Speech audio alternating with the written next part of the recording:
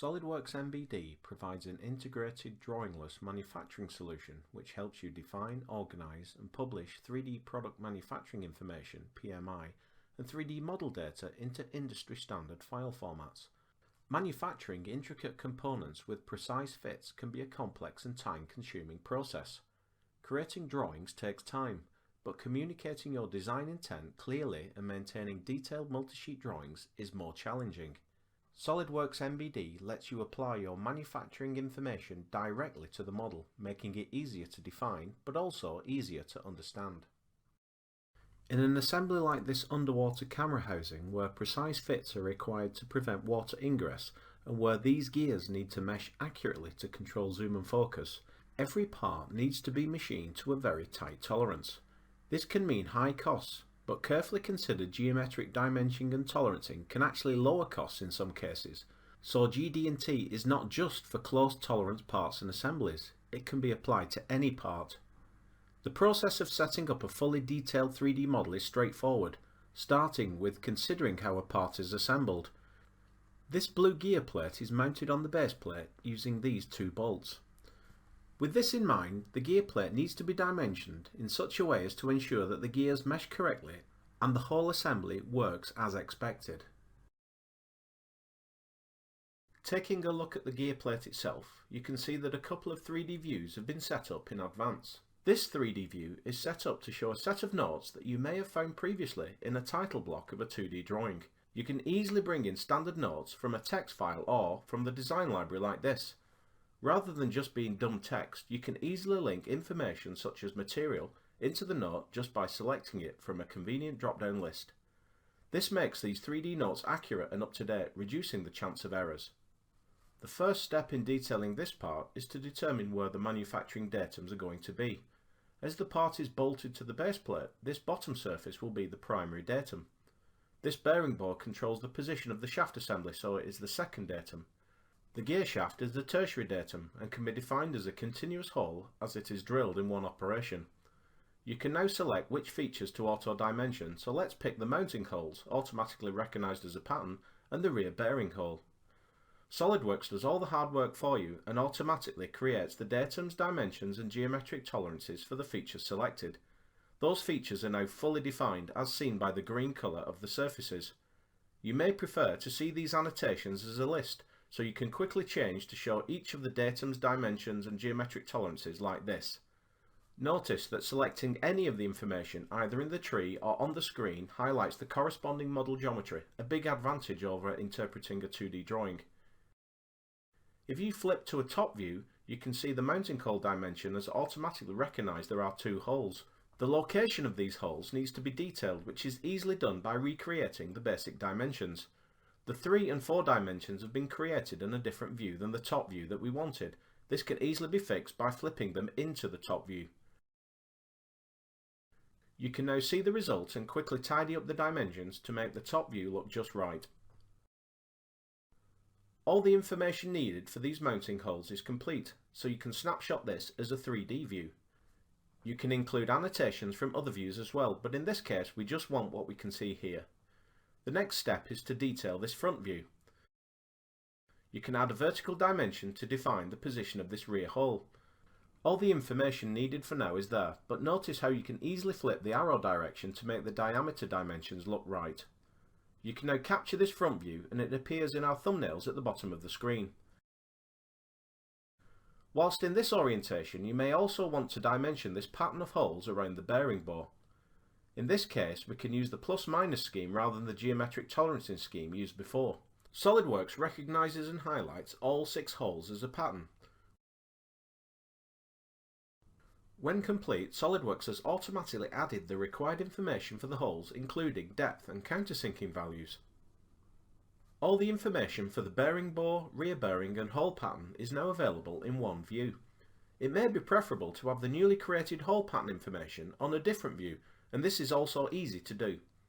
Simply create a new view and select the hole pattern information to go onto it. You can now snapshot this view and just include the hole pattern information. 3D views help you capture the correct orientation and dimensions for displaying manufacturing information for specific features or for manufacturing operations. Let's now take a look at this right view. Straight away you can capture this view and start to add dimensions. This width dimension needs to take into account both of these separate surfaces.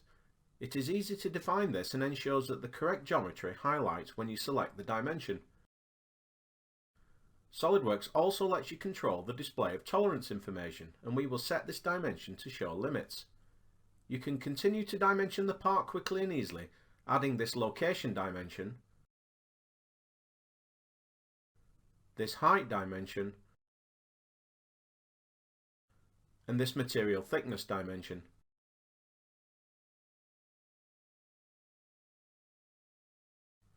For this angled surface, you may need to dimension to the intersection rather than the edges. This is easily catered for using the intersection dimension tool. The resulting dimension can be normal to the origin, vertical, horizontal, or even normal to another reference like this.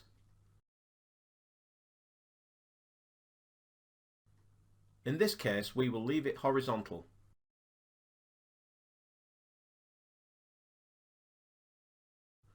It is also very quick and easy to create size dimensions, such as this fillet, or even this chamfer. Solidworks automatically details these to the correct standard. Flipping back to the 3D view, you can tidy the dimensions up, noticing that the arrows on this dimension flip automatically to fit. In many cases, designers have already created sketch dimensions or feature dimensions in the model that could be reused, saving time and effort. These feature dimensions can be temporarily shown and then captured in your 3D view. All you need to do is select the ones you need and then flip them into the correct view. You can then hide what you don't need, and the position of these gear locations looks good. Capturing this view adds it to our 3D view thumbnails at the bottom of the screen. The part is now coming along nicely, and we just need to detail these two holes on the inside flange. Traditionally, you would set up a new section or detail view in a 2D drawing requiring interpretation, but here we can do everything straight in the model. Creating sections in Solidworks is easy, and you simply reorient the model, turn off the front flange holes and capture the new 3D view. Before finishing this view, let's take a quick look at some of the options that Solidworks gives you to control how the model looks. You have all the settings you would expect to control drafting standards, dimensions and arrows.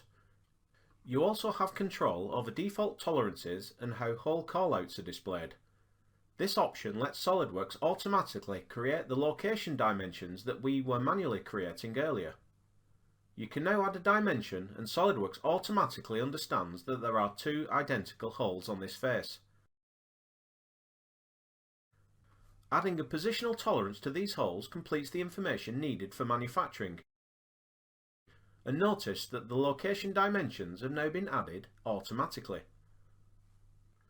Our ISO view contains all of the dimensions created up to now. This can look a little crowded, but a great way to interrogate the model is to use the patent-pending Dynamic View Annotation capability. This automatically fades dimensions in and out as you rotate the model. It is now really easy to understand the design intent of the model. Many companies make excellent use of configurations in Solidworks to define multiple variants from a base design. This design contains 4 variants, including this longer, lighter version. Traditionally, you may create another separate 2D drawing to detail this part. With Solidworks Mbd, it is easy to copy the existing dimensioning scheme from the original version, and the detail for this right view is updated automatically. Notice that the redundant dimensions for the chamfer and the angle face are highlighted so you can easily remove them. Capturing this view for the new variant completes our task, and we can turn our attention to publishing all this rich information for others to use. Many companies rely on e-drawings to convey product information, and you can easily publish Solidworks Mbd into this format. You can choose whether to include some or all of the configurations, and Solidworks takes care of the rest. eDrawings also allows you to view and manipulate all of the 3D views created earlier. Selecting a dimension highlights the geometry references, making it very easy to understand the model without the need for a 2D drawing. Many companies communicate information using the PDF format. Solidworks Mbd allows you to publish all of the rich manufacturing information to 3D PDF in a simple and repeatable manner. Solidworks Mbd comes complete with a library of PDF templates that you can easily customize, or you can, of course, create your own for both assemblies as well as parts. This example shows a main graphics window along with 3D view tabs along the bottom. The text boxes along the top are automatically populated with custom properties directly from SolidWorks. This field will become an editable text box within the PDF. This gives others, such as suppliers, the chance to add comments before saving and sending back to engineering. You can also include standard notes or other company-specific details in any format you choose. When you publish a 3D PDF, you simply choose a template and select which standard views or 3D views to include. You can also view the custom properties which will be passed directly into the PDF. When you view the 3D PDF, you can see the values for the custom properties are automatically populated.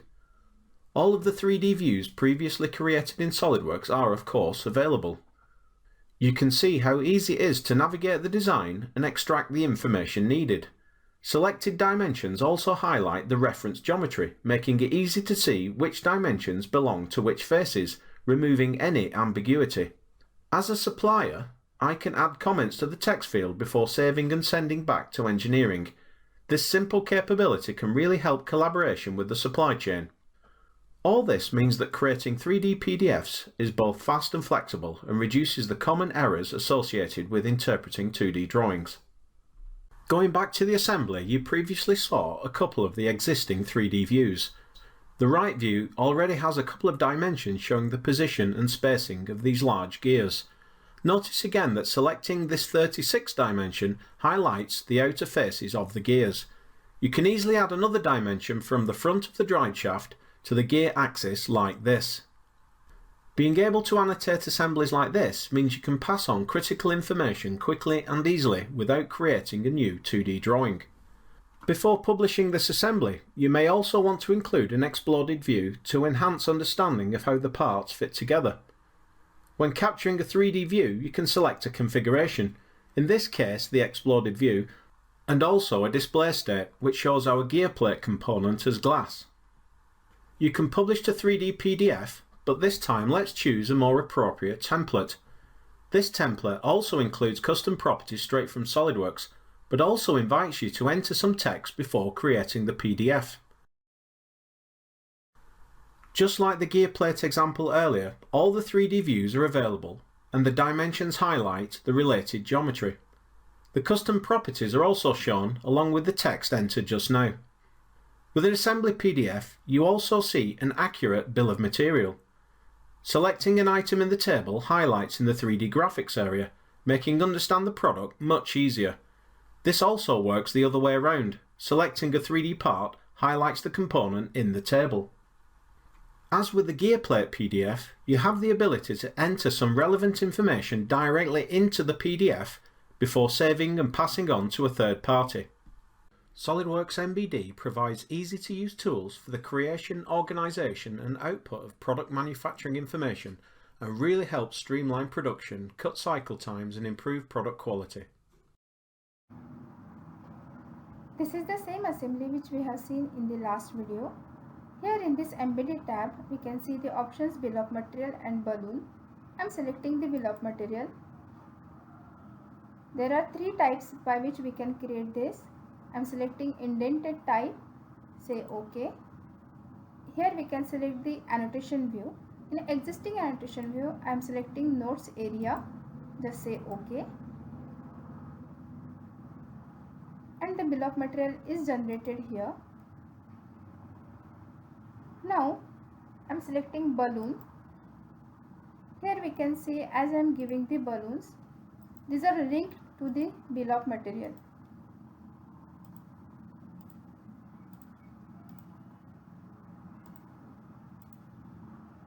So this is the functionality of bill of material and balloon.